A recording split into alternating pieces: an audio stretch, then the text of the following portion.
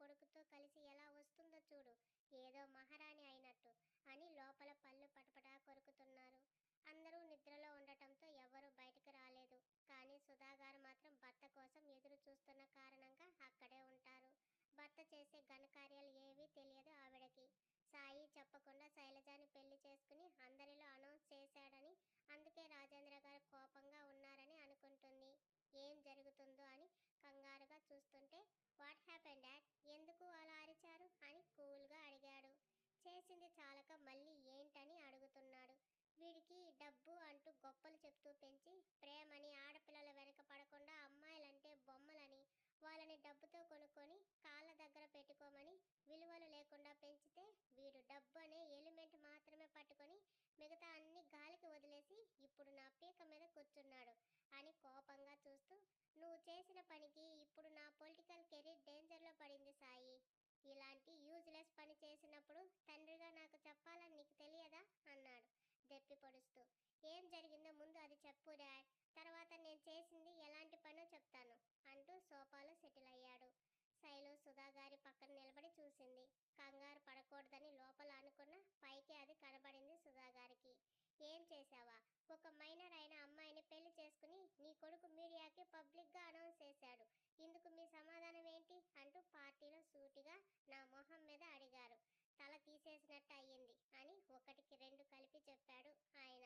ఇంకా అదే కూల్నెస్తో అడిగాడు సాయి. ఏంటి సాయి ఇంత కూల్గా అడుగుతున్నావు? అసలు తండ్రిగా నా బాధ నీకు తెలుస్తుందా?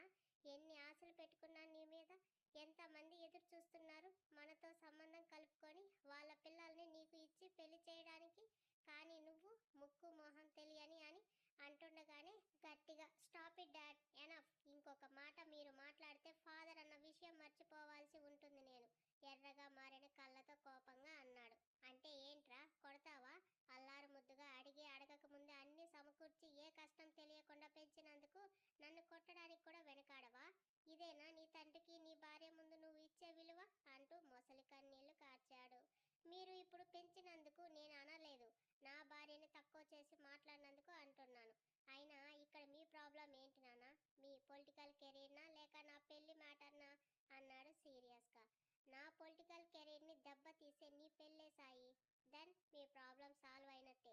కాసేపు ఆగండి అని శైలు అని పిలిచాడు.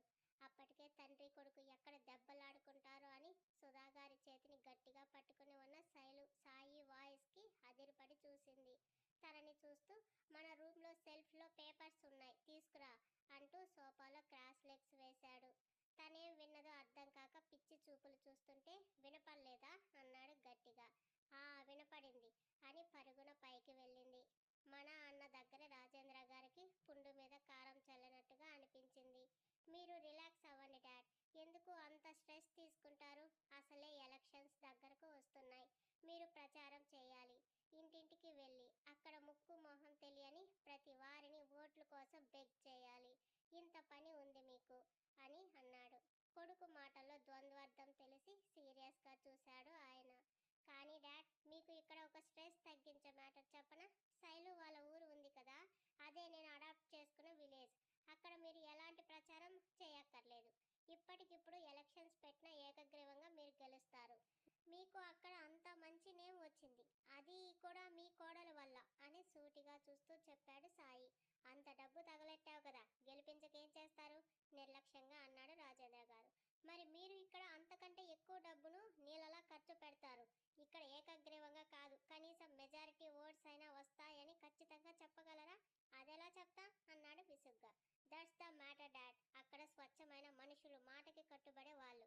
మన అనుకుంటే ప్రాణం ఇచ్చే మనుషులు ఉన్నారు, అచ్చం నా భార్యలా. మీరు చెప్పారే ఎంతో మంది మీతో సంబంధం కలుపుకోవాలని ఆశపడ్డారని, వాళ్ళదంతా ఆశే. వారి ఉద్దేశం మన డబ్బు, మన స్టేటస్ వాళ్ళకి హెల్ప్ అవుతాయని. మరి ఏదో ఒక రోజు ఇవన్నీ లేకపోతే వాళ్ళు మనల్ని డిపాజిట్కి కూడా రాని వాళ్ళలాగా చూస్తారు. అందుకే నాకు ఇలాంటి డంప్ హార్ట్ ఉన్న ఇళ్లలోంచి అమ్మాయి వద్దనుకున్నాను. ఆ పల్లెటూరు నుంచి స్వచ్ఛమైన మనసున్న శైలజనే పెళ్లి చేసుకున్నాను. అయినా మీకు ఇదంతా చెప్పాల్సిన అవసరం లేదు. శైలు నా లైఫ్లోకి రాకపోయినా మీరు తెచ్చిన చూపించిన అమ్మాయిని ఓకే చేసి పెళ్లి చేసుకునే టైప్ కాదు నేను. నాకు నచ్చితేనే ఏదైనా. ఇక మా మ్యారేజ్ గురించి ఆలోచించడం మానేసి మీ పొలిటికల్ లైఫ్ మీద కాన్సన్ట్రేషన్ చేయండి. ఇన్ని రోజులు మీరు నేను పడ్డ శ్రమకు అర్థం ఉంటుంది అని శైలు అని పిలిచాడు మళ్ళీ. అప్పటికి రూమ్ అంతా వెతికి సాయి అడిగిన పేపర్స్ పట్టుకుని వచ్చిన శైలజ అక్కడే నిల్చుంది. తనని చూస్తూ అవి మీ మామగారికి ఇవ్వు అన్నాడు. ఆమె గుండె ఆగిపోయినట్టుగా చూస్తుంటే ఆయనేమి దెయ్యం కాదులే భయపడుతున్నావు అన్నాడు. రాజేంద్ర గారు మొహం మాడిపోయింది ఆ మాటకి. శైలు నిదానంగా నడుస్తూ ఆ పేపర్స్ రాజేంద్ర గారికి ఇస్తుంటే అవి ఏంటో తెలుసా శైలజ అని అడిగాడు సాయి. అతని వైపు చూసి అని అడ్డంగా తలాడించింది. చేతిలో ఉన్నవి ఏంటని తెలియకుండా గుడ్డిగా ఇచ్చేస్తున్న ఆమెని కాల్చేసేలా చూసి, ఇంకోసారి ఎవరికైనా ఇలా తెలియకుండా పేపర్స్ ఇచ్చావంటే చంపేస్తా నిన్ను. చదివి ఇవ్వాలన్న మినిమం నాలెడ్జ్ లేదా నీకు? చిరాగ్గా అంటుంటే రాజేంద్ర గారికి షాక్ తగిలినట్టు అయ్యింది. కొడుకు తన కళ్ళ ముందే తనని అరిచినట్టుగానే ఇష్టపడి పెళ్లి చేసుకున్న కోడల్ని కూడా వాయిదీస్తుంటే నోరెళ్ళబెట్టేసి చూస్తున్నాడు. ఒరిజినల్స్ కాదు, జిరాక్స్ పేపర్స్ ఇవ్వు అని అరిచాడు. దెబ్బకు తన చేతిలో ఉన్న జిరాక్స్ తీసి రాజేంద్ర గారి చేతికిచ్చి ఆయన దగ్గర ఉన్న ఒరిజినల్ పేపర్స్ తీసుకుంది. వెళ్ళు అన్నాడు. గమ్మున వెళ్ళి తన చేతిలో ఉన్న పేపర్స్ చూసి షాక్ అయింది. అవి వాళ్ళ మ్యారేజ్ రిజిస్ట్రేషన్ ఒరిజినల్స్ కాపీస్. ఆ పేపర్స్ తీసుకెళ్లి మీడియాకి చూపిస్తారు, మీ పార్టీలో పాంప్లెట్స్ లా పంచుతారు, మీ ఇష్టం. అండ్ ఇంకో విషయం, తను మైనర్ కాదు అని ఉంటుంది. అది అండర్లైన్ చేసి మరీ ఉంది. షీఈస్ 21 years, అలాగే నాకు 24. ఈ ఏజ్ ఉన్న వాళ్ళని మేజర్స్ అంటారని, వాళ్ళకి పెళ్లి చేసుకునే రైట్స్ ఉంటాయని చెప్పి మీ కొడుకు ఏ విషయంలోనూ రాంగ్ స్టెప్ వేయడని కూడా చెప్పండి. ఇక్కడ సాయి భారీ మొత్తంలో డబ్బు ఇచ్చి మరీ శైలుది తనది ఏజ్ మార్చి రెడీ చేసిన పేపర్స్ అవి. అయినో మీకు నా మ్యారేజ్ మీద హోప్స్ ఉన్నాయని, బట్ నాకు నా లైఫ్ మీద క్లారిటీ ఉంది. పాతకాలంలో మీరు చెప్పినట్టు వినే రకం కాదు ఈ సాయి. ఏ విషయంలోనూ నేను కాంప్రమైజ్ అవ్వను. అలాగే నా వల్ల మీరు తలదించుకునే పనులు చెయ్యను కూడా. మీకు పాలిటిక్స్ అంటే ప్రాణమని తెలిసి మీకోసం ఇప్పటి వరకు అన్ని కరెక్ట్గా ప్లాన్ చేసి తీసుకొచ్చాను. It's your time dad. మీరు ప్రచారమే చేస్తారో డబ్బులు పంచుతారో మీ ఇష్టం. బట్ ఇకపై నన్ను నా పెళ్లిని వేలెత్తి చూపించకండి అంటూ మీకు ఇంకో ఇంపార్టెంట్ విషయం చెప్పాలి అన్నాడు. అప్పటికే సగం మాడిపోయిన దోశలా తయారైంది ఆయన పరిస్థితి. పుత్రరత్నం ఇంకా ఏం బాంబు బ్లాస్ట్ చేస్తాడో అని ఆవేశం తగ్గి నీరసంగా చూశాడు. ఇంకో 3 months తర్వాత మీ నుంచి నేను పూర్తిగా వేరవుతాను. అది ఫ్యామిలీ పరంగాను బిజినెస్ పరంగాను. నేను ఓన్గా కంపెనీ రన్ చేయడం రీసెంట్గా స్టార్ట్ చేశాను. మీ దగ్గర ఏది దాచాల్సిన అవసరం లేదు కనుక మీకు ఇన్ఫార్మ్ చేస్తున్నా. మీరు ఎలక్షన్స్లో విన్ అయినా మరుక్షణం నేను నా వైఫ్ ఇక్కడి నుంచి వెళ్ళిపోతాం అని ఆటం బాంబు తన బాబు నెత్తిన నెమ్మదిగా వేశాడు సాయి. ఆ మాట వినగానే రాజేంద్ర గారితో పాటు సుధా గారు శైలు కూడా షాక్ అయ్యారు. అంటే ఏంటి సాయి, వేరు కాపురం పెడతా అని డైరెక్ట్గానే చెప్తున్నావా అడిగాడు ఆయన సీరియస్గా. అంటే నీకు రెక్కలు వచ్చేసాయి కాబట్టి నీ ఇష్టానికి నువ్వు పెళ్లి చేసుకుంటావు. తండ్రిగా నేను అడిగినందుకు వేరుగా ఉంటానని చెప్తున్నావు. ఇప్పుడు నువ్వు నాకు ఇచ్చే విలువ ఏంటి? Stop this useless silly talks dad. నేను ఇప్పుడు కాకపోతే ఇంకో 10 years తర్వాత అయినా నా పెళ్ళాన్ని తీసుకుని సపరేట్ అవుతాను. అందుకే మీరు ఎందుకు అంతలా ఫీల్ అవ్వడం? పిల్లలకు ఓ వయసు వచ్చాక పేరెంట్స్ అంటూ పట్టుకుని కూర్చుంటే మా ఫ్యూచర్ క్వశ్చన్ మార్క్ అవుతుంది. నేను లేకపోతే బాధపడే రకం మీరు కాదని నాకు తెలుసు. కానీ నా కోసం ఇక్కడ ఒక ఫ్యామిలీ ఉంది. మీ డబ్బుతో వాళ్ళని పోషించడం నాకు ఇష్టం లేదు. అందుకే I have a own business. పెళ్ళాన్ని పోషించలేకపోతే తల్లి తండ్రి అయినా మిమ్మల్ని ఎలా చూసుకోగలను? అందుకే చెప్పాను అన్నాడు సాయి. ఓ, మరి అలాగైతే నేను గెలిచే వరకు ఎందుకు ఉంటాను అన్నట్టు అన్నాడు వాయిస్ పెంచి. నేను రేపే ఇక్కడి నుంచి షిఫ్ట్ అవుతాను, మీకు ఎలాంటి ప్రాబ్లం లేదంటే. నాకు ప్రాబ్లం ఏముంటుంది? ఓ మై డాడ్, నేను ఇప్పుడు ఇంట్లో నుంచి బయటకు వస్తే సొసైటీలో మీరు నా పెళ్లిని ఒప్పుకోలేదని, అందుకే నన్ను మీరు ఇంట్లో ఉండనివ్వలేదని అనుకుంటారు జనం. నేను అదంతా అబద్ధం అని చెప్పినా నమ్మరు. అలా అయితే పార్టీ మీకు ఇచ్చిన టికెట్ క్యాన్సిల్ చేస్తుంది. ఇంకా లైఫ్లో మీరు ఎలక్షన్స్లో పోటీ చేయలేరు. కొడుకు ప్రేమ వివాహాన్ని ఒప్పుకొని రాజేంద్ర గారని హెడ్లైన్స్లో హెడ్ పగిలే వరకు న్యూస్ వస్తుంది. అదే మీరు గెలిచాక వెళ్తే ఎవ్వరు అడిగినా నేను ఏం చెప్పినా 5 ఏళ్ల టైంలో అందరూ మర్చిపోతారు. సో ఇప్పుడు చెప్పండి, ఈ క్షణమే ఇంట్లో నుంచి హ్యాపీగా వెళ్తాను. నేను ఎక్కడ ఉన్నా మిమ్మల్ని మాత్రం నెగ్లెక్ట్ నెగ్లెక్ట్ చేయను. బికాజ్ మీరు నా పేరెంట్స్, నాకు లైఫ్ ఇచ్చారు. దానికి నేను న్యాయం చేయాలి కదా అని. The discussion is over. ఆ పేపర్స్ తీసుకెళ్ళి ఎవరు అన్నారో వాళ్ళ మొహం మీద కొట్టి, రేపు ఎన్నికల్లో గెలిచాక ఇలా పక్కవాడి పర్సనల్ మ్యాటర్స్ గురించి కాకుండా వాళ్ళకి ఓట్లు వేసిన ప్రజల గురించి, వాళ్ళ సమస్యల గురించి ఆలోచించమని నేను చెప్పానని స్ట్రాంగ్ వార్నింగ్ ఇవ్వండి అని వెళ్తూ సుధా గారిని చూసి, మా డాడీకి డిన్నర్ పెట్టు, ఇట్స్ టూ లేట్ అని. శైలు కమ్ అంటూ, హ్యాపీగా నిద్రపోండి డాడ్, హెల్త్ ప్రాబ్లమ్స్ వస్తాయి. మమ్మీ నువ్వు కూడా అని బొమ్మలా ఉన్న శైలజని లాక్కెళ్ళాడు పైకి.